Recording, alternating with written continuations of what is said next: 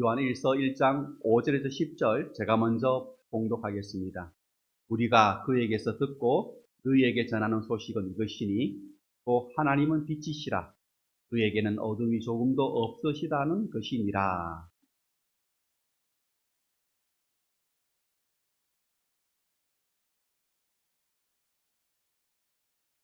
그가 빛 가운데 계신 것 같이 우리도 빛 가운데 행하면 우리가 서로 사귐이 있고 그 아들 예수의 피가 우리를 모든 죄에서 깨끗하게 하실 것이요.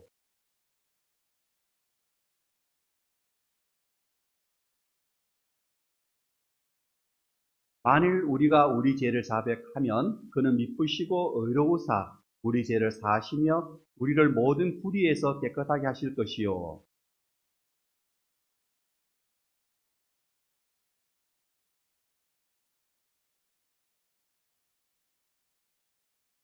아멘.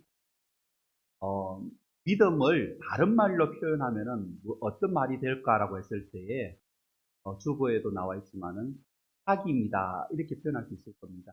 믿음은 사귐이다. 누구와의 사귐입니까? 하나님과의 사귐. 그리고 또 하나가 더 있죠. 성도들과의 사귐. 이게 믿음이라는 것입니다. 그게 뭡니까? 십자가가 그걸 보여주잖아요. 그죠? 십자가가 이렇게 되어 있지 않습니까? 그래서 뭐죠? 하나님과 우리의 사귐, 성도와 성도의 사귐. 이게 뭐라고요? 믿음이다. 이렇게 우리가 말할 수 있겠죠. 오늘 요한 1서가 우리가 이제 7월 한 달 동안 보게 될 말씀인데, 요한 1서가 우리에게 주는 교훈이 뭐냐면은, 이 사귐에 우리를 초대하는 겁니다. 이 사귐으로 오라는 거죠. 사귐으로 들어오라. 그런데 우리가 이제 하나님 일을 하다 보면은, 특히 이제 목회자인 저 자신이 좀 그렇습니다. 하나님과 사귐보다는 하나님을 위해서 뭔가 해보겠다. 이 마음이 앞설 때가 있습니다. 내가 뭔가 해보겠다. 하나님을 위해서. 어떨까요? 뭐가 전제가 돼야 됩니까? 사귐이 우선입니까? 아니면 하나님을 위해서 뭔가 하는 것이 우선입니까? 사귐이죠. 하나님과 사귐 없이 내가 뭔가 해보려고 할 때는 꼭 그 일은 어떻게 되더냐? 하나님과 상관없는 일이 되더라는 거예요. 그래서 중요한 건 뭡니까? 하나님과의 사귐이 뭐냐? 그러면 우리가 왜 하나님과 사귀지를 못하느냐? 이유가 있겠죠. 그 이유를 오늘 본문이 말하고 있습니다.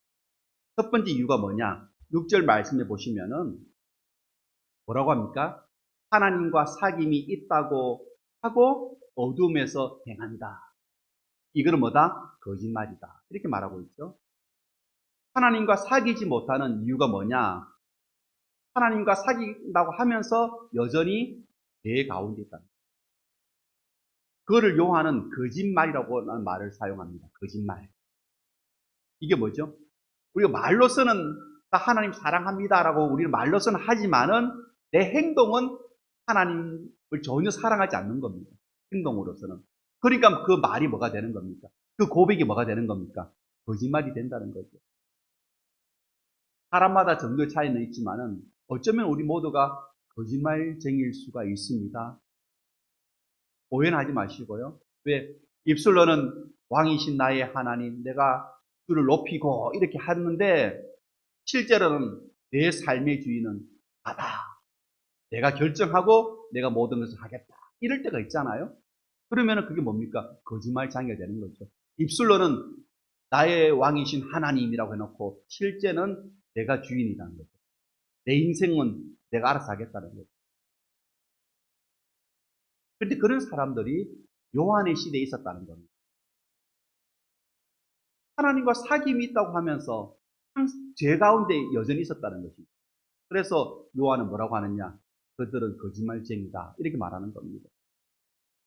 5절에 보시면은 뭐라고 하냐면은 하나님은 빛이시다라고 이야기를 하거든요. 5절에 하나님 빛이시다. 그러면은 하나님과 사귄다는 것은 빛이신 하나님과 함께 하는 거잖아요. 근데 빛이신 하나님과 함께 한다면은 어둠이 있을 수 있습니까? 빛이 있는 곳에 어둠이 있을 수 있습니까? 없죠. 어둠이 있는 곳에 빛이 비추면은 어둠은 물러갑니다. 사라집니다. 근데 하나님과 사귄다고 하면은 하나님의 빛이신데 어둠은 죄악인데 죄가 있을 수는 없잖아요. 죄를 지을 수는 없잖아요. 그런데 하나님과 사귄다고 하면서 죄 가운데 있으면은 거짓말장애가 되는 거죠. 그래서 오늘 이 말씀이 우리에게 도전이 됩니다. 어떤 도전이 되느냐? 입술로 고백하는 것과 내 행동으로 나타나는 것이 다르다. 이러면은 뭐죠? 우리는 진짜 심각하게 고민하셔야 됩니다. 내 입술의 말과 내 행동이 다르다면은 고민해야 돼요. 사도 요한은 뭐라고 이야기합니까? 거짓말장이다라고 이야기합니다. 그래서 우리 하나님과 사귐을 갖지 못하는 첫 번째 이유가 뭐냐? 그렇죠. 거짓말장이. 어떤 거짓말장이? 입술로는 하나님을 사랑한다고 하면서 행동으로는 하나님과 전혀 상관없는 행동을 한다면은 그거는 거짓말장입니다. 그렇기 때문에 하나님과 사귀지를 못한다. 두 번째는 뭐냐? 8절 한번 보시기 바랍니다. 8절을 보시면은 왜 하나님과 우리가 사귀지를 못하느냐? 두 번째는 스스로 죄가 없다고 말하기 때문에. 8절에 뭐라고 말합니까? 만일 우리가 죄 없다고 말하면 진리가 우리 속에 있지 않다고 하잖아요. 나는 죄가 없다 이렇게 생각한다는 거예요. 그래서 하나님과 사귐을 갖지를 못한다는 겁니다. 스스로 속는 겁니다. 나에게 내게 속는 거죠. 죄가 없다 이 말은 무슨 말이냐 하면은 나는 평소에 죄를 짓지 않는다는 이야기. 나는 평소에 죄를 짓지 않는다. 자기가 죄인인 줄 모르는 겁니다. 나 정도면은 평균 이상의 삶을 내가 살고 있어. 이 정도면 나는 괜찮은 사람. 나같이 괜찮은 사람 어디 있어? 이렇게 생각한다는 거예요. 쉽게 말하면은 예수님 시대에 어떤 누구입니까? 율법사들, 바리새인 같은. 그런 사람들 뭐라고 이야기하는 줄 아십니까? 내가 왜 죄인이야? 나는 평균 이상의 선한 삶을 사는 사람인데 나 같은 사람 있으면 나와봐라 그래. 이렇게 말하는 사람들은 죄를 뭐라고 이야기하냐면은 실수라고 이야기합니다. 죄를 지었습니다. 그들은 말합니다. 아, 실수한 거야. 이렇게 말하죠. 그러면은 하나님과 사귈 수가 없습니다. 그런 생각을 가지고 있으면은 하나님과 교제할 수가 없습니다. 오늘 성경은 말합니다. 8절에 내가 죄가 없다라고 생각하면은 진리가 그 속에 있지 못하다라는 겁니다. 왜? 예수님께서 우리 안에 거하시면은 제일 먼저 나오는 고백이 뭡니까? 나는 죄인입니다라는 고백이죠. 내가 죄인인 것을 깨닫고 고백할 때에 오늘 주님과의 사귐이 시작되어지는 거예요. 그런데 죄가 없다고 생각한다면은 주님과 사귈 수가 없습니다. 우리 10절 한번 보실까요? 세 번째 이유가 있습니다. 왜 사귀지를 못하느냐? 똑같은 이야기죠. 죄를 짓지 않아. 이렇게 말한다는 거예요. 죄를 짓지 않아. 실제로 보시면 우리가 범죄하지 아니하였다 하면 이는 거짓말하는 것이다. 성경은 우리에게 뭘 이야기하냐면은 창세기의 첫 장부터 우리에게 말하는 것이 뭡니까? 인간은 죄를 지어서 죄로 인하여서 신음하고 있다. 이게 성경의 이야기입니다. 그래서 그 죄로부터 구원하시기 위하여 누가 오셨습니까? 예수님이 오셨습니다. 그래서 예수님께서 십자가에서 우리의 죄를 대신하여 피 흘려 주심으로 그 피가 우리 죄를 씻어 주셨다라는 거죠. 그래서 누구든지 예수 그리스도 믿으면 뭘 받습니까? 구원을. 이게 성경의 선언이지 않습니까? 그런데 나는 죄를 짓지 않았다라고 생각한다면 성경은 모든 사람은 죄인이라고 하는데 그럼 하나님 뭘로 만드는 겁니까? 하나님을 거짓말장이로 만드는 겁니다. 왜? 로마서에 그렇게 되어 있잖아요. 모든 인간은 죄를 범했다고 하는데 나는 죄를 짓지 않는다라고 한다면은 하나님이 거짓말하는 게 되죠.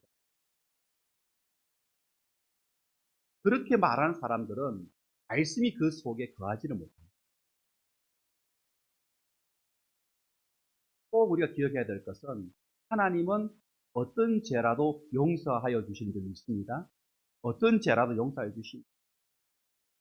그런데 가장 구원받기 어려운 사람이 있습니다. 우리가 전도를 하는데 가장 구원받기 어려운 사람이 있는데 그것은 뭐냐면은 마음이 거짓된 사람은 전도하기 어렵습니다. 구원받기가 어렵습니다. 이런 이야기가 있습니다. 어떤 이야기가 있냐면은 자는 척하는 아이는 깨울 수가 없어요. 이해되십니까? 아이가 자는 척해요. 자는 척하는 아이는 깨울 수가 없대요. 왜 그렇습니까? 깨워도 그 아이는 뭘 합니까? 자는 척하기 때문에. 깨울 수가 없는 거죠. 진짜 자는 아이는 흔들면 깨어나잖아요. 근데 자는 척하는 아이는 깨울 수가 없다는 겁니다. 왜 이 말을 하냐면은 하나님과 사귀는 척하는 사람은 변화되기가 어렵다는 거예요. 나는 하나님과 교제하고 있어요. 난 하나님과 사귀고 있어요. 라고 하는 척하는 사람, 하나님과 사귀는 척하는 사람은 변화되기가 어렵습니다. 방법이 없습니다. 내가 구원받은 척하면은 방법이 없습니다. 구원받은 척하면은 내가 하나님의 구원을 경험하지 못했는데 구원받은 척 한다는 겁니다. 그러면은 방법이 없죠. 그러나 나는 구원을 모릅니다. 나는 죄인입니다. 나는 구원이 필요합니다. 이렇게 말하면은 그 사람은 전도 대상자고 구원의 대상자고 그 사람에게는 기회가 있습니다. 그런데 나는 구원받았어요. 난 하나님과 사귀고 있어요. 근데 그게 구원받은 척, 사귀는 척 한다면은 전도 대상자도 아니고 방법이 없는 거예요. 자는 척 하는 아이를 깨울 수가 없는 것처럼 구원받은 척, 하나님과 사귀는 척 하는 사람은 나되기가 어렵다라는 거예요. 나되기가. 그렇기 때문에 우리가 하나님과 사귀지를 못한다라는 거예요.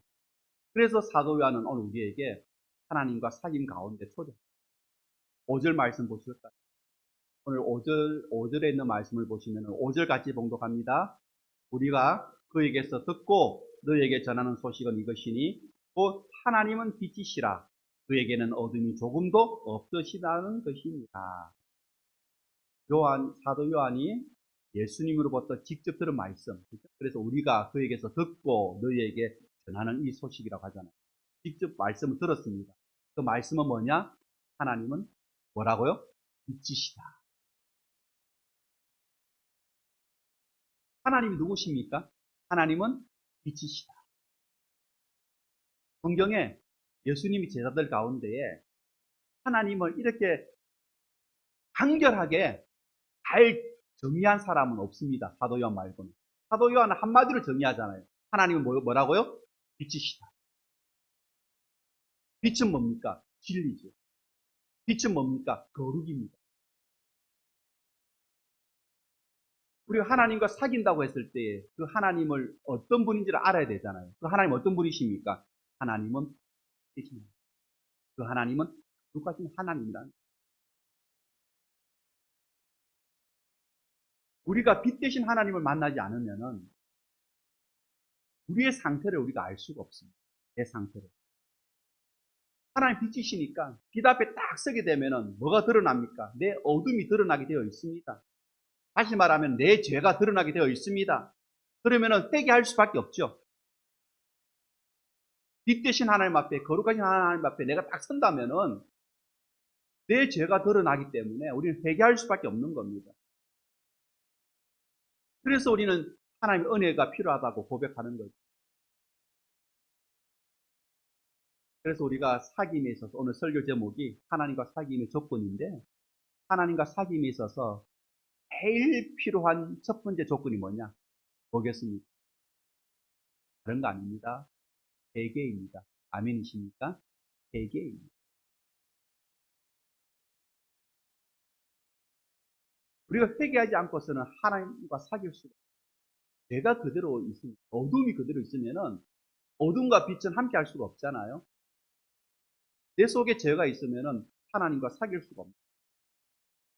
그런데 사귄다? 그는 뭐 하는 거라고요? 사귀는 척 하는 거예요.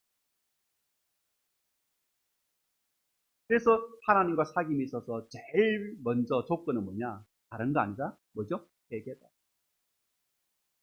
내 죄와 허물을 하나님 앞에 회개하는 겁니다. 그게 제일 중요하다는 거죠. 우리가 죄를 고백하면 고백할수록 어떻게 됩니까? 그 죄에 대해서 민감해집니다. 여러분 죄를 고백해 보시면은 고백하면 고백할수록 죄에 대해서 민감해집니다. 근데 죄를 고백하지 않으면은 죄에 대해서 어떻게 됩니까? 두려워집니다. 그 죄를 지어도 죄를 짓는지 모르고. 여러분, 우리가 지금 커튼이 쳐져 있잖아요. 커튼이 쳐져 있는데, 이쪽 앞에 커튼은 다 쳐져 있습니다. 그 뒤에 커튼은 중간만 쳐져 있죠. 근데 이 커튼을 다 여는 거하고 중간만 여는 거하고는 어떻습니까? 다르죠. 왜 다릅니까? 빛이 들어오면은 커튼을 다 열어버리면 빛이 어떻게 들어옵니까? 다 들어오잖아요. 여기 안에 다 들어오잖아요. 이 안에. 그런데 커튼을 반만 열면은 빛이 어떻게 됩니까? 반만 들어오잖아요. 그 반은 뭡니까? 여전히 어둡잖아요. 여러분 거실을 생각해 보세요. 실제 거실 바닥에 먼지가 많거든요.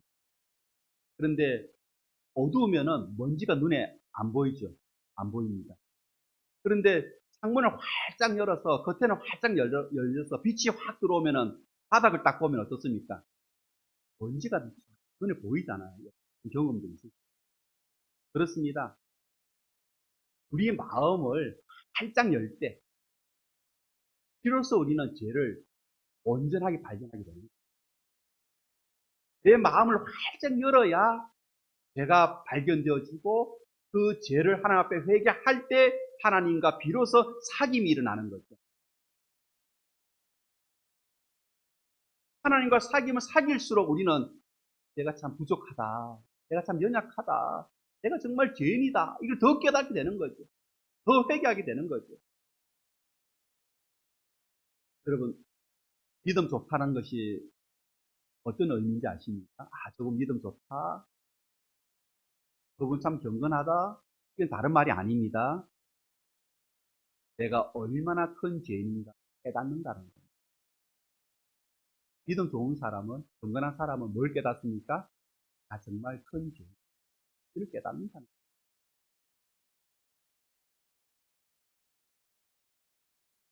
그런 말도 있습니다. 사람은 선하면 선할수록 죄를 깨닫는다고 합니다.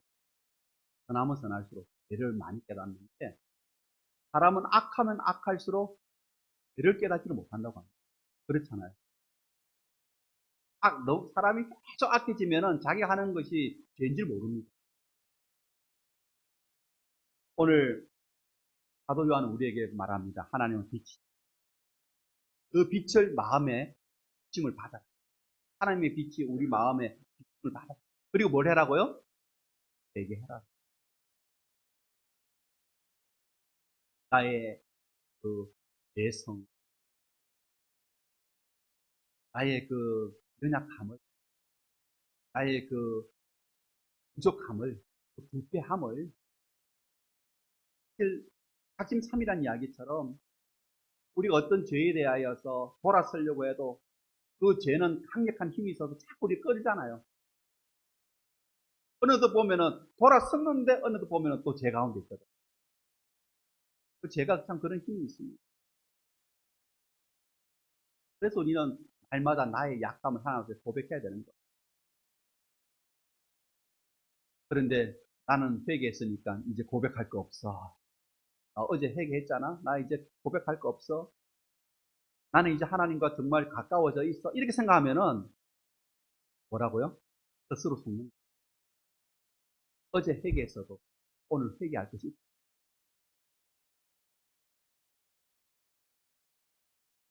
그렇게 하나님 앞에 나를 고백하면 고백할수록 뭐가 깊어진다고요? 하나님과 사귐이 깊어진다. 아멘이십니까? 당연하죠. 고백하기 위해서는 누구를 찾아와야 됩니까? 하나님을 찾아와야 되잖아요. 하나님을 불러야 하잖아요. 하나님과의 사귐이 깊어질 수밖에 없죠.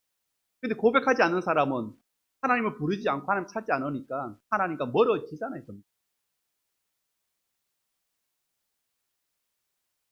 우리가 꼭 기억해야 될 것은 뭐냐 하면은 내가 한 번 회개했다고 앞으로 회개하지 않아도 되느냐? 그것은 아니다라는 거예요. 한 번 회개해도 우리는 끊임없이 반복되는 회개의 제목이 있다라는 거예요. 그러잖아요. 회개에서도 반복되는 회개의 제목이, 끊임없는 회개의 제목이 있어요.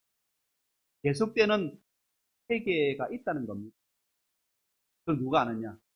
하나님과 나 자신은. 옆에 사람들 몰라요.